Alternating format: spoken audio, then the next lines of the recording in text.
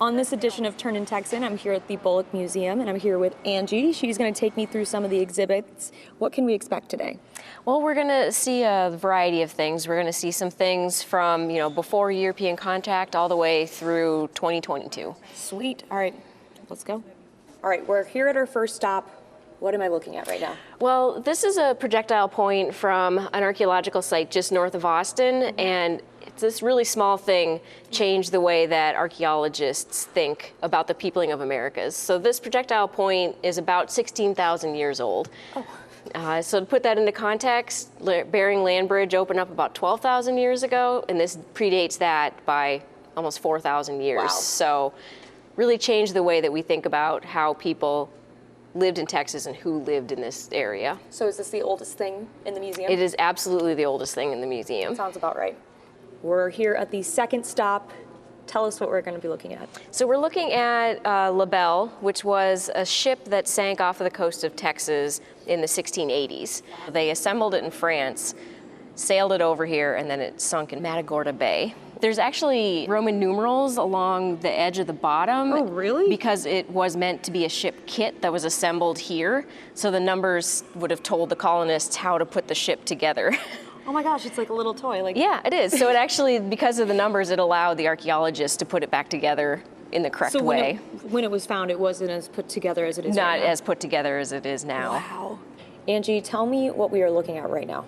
So we're looking at a version of the Texas Declaration of Independence. This was actually just 4 days before the Alamo. And basically what it's doing is it's a list of grievances against Mexico, stating why they want to become independent of Mexico.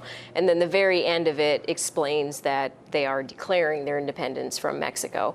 The original handwritten version of the Declaration was immediately sent to Washington, D.C., but then they had thousands of these printed ones sent around Texas so everyone knew. To spread the news that Texas was no longer a part of Mexico.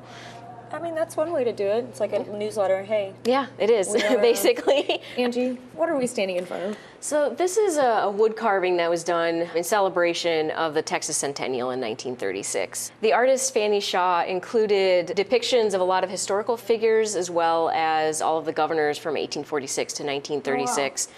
And then on the bottom, we have what's like the future. So it's the future of Texas is down on the bottom. Oh. And what's really interesting about the Texas Centennial was not only was it celebrating 100 years of Texas as a state, but it was also an advertising campaign that was meant to show how progressive and forward-thinking Texas was, as well as basically change its identity. It was trying to step away from its identity as a southern state and be recognized as part of the West. So we're standing in front of a microchip. Is this one of the first you said? Yeah, so this is technically what we call an integrated circuit. It was invented here in Texas in 1956 by a man, Jack Kirby, who worked for Texas Instrument, and it's a microchip basically. So this tiny little thing is what allows us to have computers and laptops and telephones or cell phones. And came right from the heart of Texas. Yep. We have now landed on the moon. No, we're not in space. Where are we? So we're standing in front of a lunar sample that was gifted to Texas. It was collected during Apollo 17, which was the last Apollo mission. So they knew it was the last one, so it's the mission that collected the most lunar samples. Oh, wow. And then they gifted each state one of the rocks. Oh, wow. And this is ours. This is very neat. And got the scene back here, like definitely we are on the moon. So we're standing in front of Bobby Nelson's touring piano.